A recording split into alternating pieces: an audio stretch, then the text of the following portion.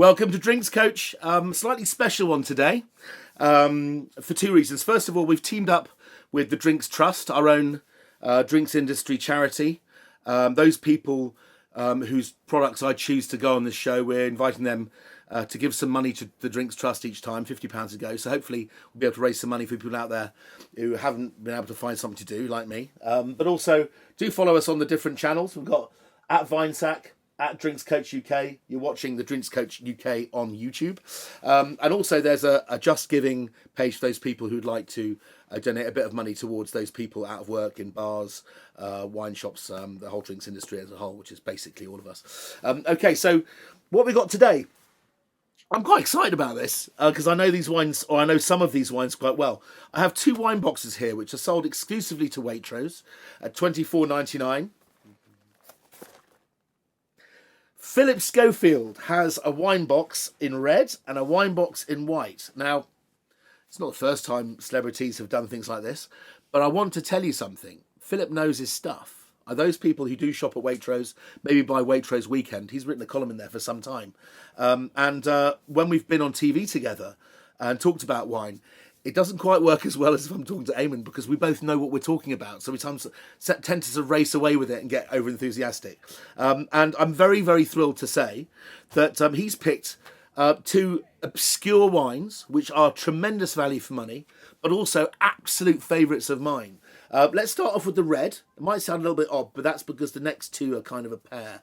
The next two drinks anyway. So this is the first one. This is from Pulia, which is if Italy is a boot, it's just at the top of the heel of the stiletto is it Foggia? And there is actually a city there called Troia. And this variety, Nero di Troia, actually is more familiar to me as Uva di Troia, or the Troia egg. Diomedes, the famous Roman hero, sacked ancient Troy, and then in the Principality of Foggia, then reproduced a city, called it Troy, and hence the name, the Egg of Troy, the rebirth of Troy. Now, it's a classic Pulian red variety. There are others like Negro Amaro on Sicily. This is another wine that comes in this range of when in Rome. You recognise the design of the boxes. Is a very, very good red from Sicily. The Nero di Troia, that's the Nero d'Avola, forgive me, which is very good. But have a look. I don't know of any other retailers, big retailers, that are buying these wines at the moment, but they are really good. Okay, so let's try this. This is Nero di Troia. It's one of those southern red varieties. There are many, many of them, fairly obscure, but have fantastic value. Smells of dried cranberries and dried cherries, and not a little dusting of kind of like a dusting of chocolate over your cappuccino. There's kind of a dusty chocolatey powder about it. Oh, God, blimey. It's like all the plonk you could ever want. I mean, it's £8. It's good stuff. So you would expect it to be better than that. But it's got a lovely sweet sour flavour, which is very Italian. Bittersweet, bitter sour, Bing cherry, red apples. You know, that crunch and waxiness of a red apple skin, followed by a little nutty appliness behind it. Really nice red. I can't fault it really for a sort of like a stalwart in the cupboard. Bars open. So next wine. We've got is maybe my most favourite white variety in the world right now. If I just lift this up and show it to you. See that in the shot. Benevento IGT Falanghina. Now, Falanghina Beneventano.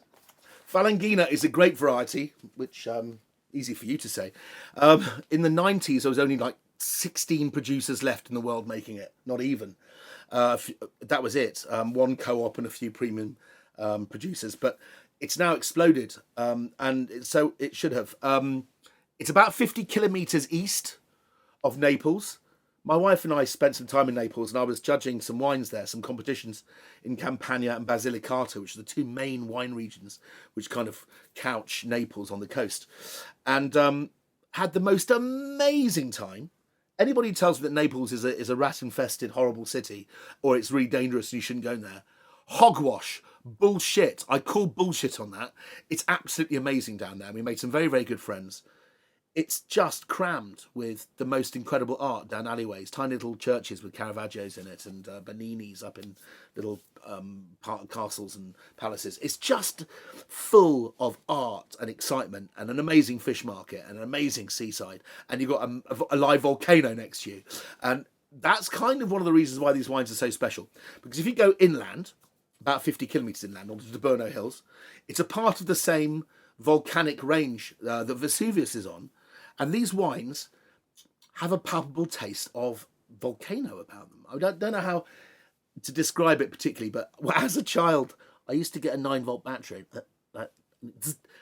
It's like these wines have got extra Pac-Man power. They're charged with electricity and energy. This wine smells of fresh, white slices of cool pear. A little bit of florality as well, a hint of waxy white flowers.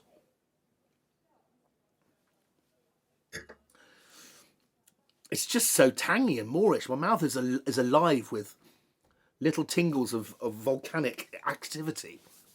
It's a wonderful, wonderful wine. And Benevento is a city. Has its own archbishop, actually, about 100,000 people. Beautiful, beautiful city. It has a fantastic amphitheatre and so forth.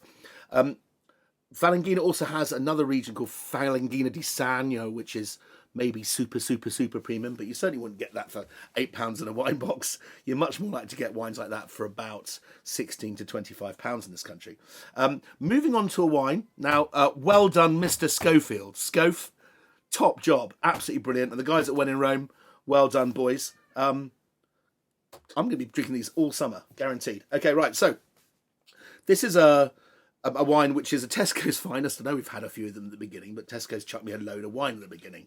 Hopefully we'll be seeing some M&S wines and some co-op wines and stuff coming in soon. Besides, what's nice about this label is you can peel that one off. Shouldn't really, but this is made by Fiudi di San Gregorio, which is one of the big kind of like pioneer of this region. And this used to be called Greco Beneventano. So Greco from the same region as that. It's now Greco di Tufo, which is a kind of a pimp my Greco. It's the posh region. Greco is, Tufo refers to the soil, which is tuf, Tuff, which is volcanic lava and rock. And it adds this incredible energy against the wine. And this is kind of Benevento with bells on. Now, what's the variety? Well, the variety here is Greco, which means probably from Greece. There are wines all over the world which have names that refer to that. In Croatia, there's a wonderful variety, very difficult to grow, called Grk, G-R-K, which means the same thing. And there's Greco Bianco, Greco Nero. But this is a great variety which is capable of absolute greatness. I think Falanghina is starting to find its way. People have really pushed the boundaries of what Falanghina can do, and it makes amazing sparkling wine.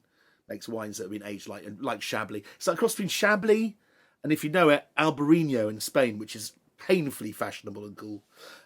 So Greco is a sort of a sister variety. When the grapes have gone through veraison, that is when they've changed from really green to starting to produce sugar in the actual grapes themselves, they go a kind of an amber silver, kind of ghosty silver foxy colour, kind of appropriate for Mr. Schofield, I would have said. Which gives a lot of depth of colour to the wine. I don't know if you can see that. It's colourful.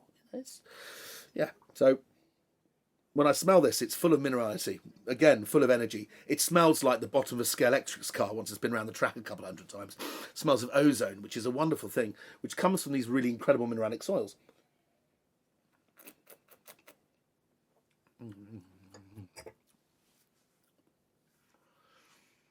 £9? Yes, please. Absolutely brilliant wine. These wines don't fall over either. A lot of wines that you buy under £10, not just from supermarkets, but in general, that are unoaked, tend to be great for about 6 to 12 months, maybe 18 months, and they just go bleh, like a flan in a cupboard. Plagiarising Mr. Eddie Izzard there. These wines actually tighten up and start to have a dry herb quality and get more herbal. And this wine has all those things going on. It's halfway between the fruit and the herb.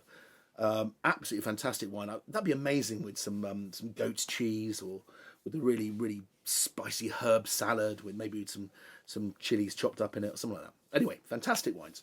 Schofield, Nero di Troia, or Uva di Troia. Falanghina from Benevento, both available at £24.99. At the end, Tesco's finds for £9. Greco di Tufo. Naples, Campania. I love all of that stuff. See you next time.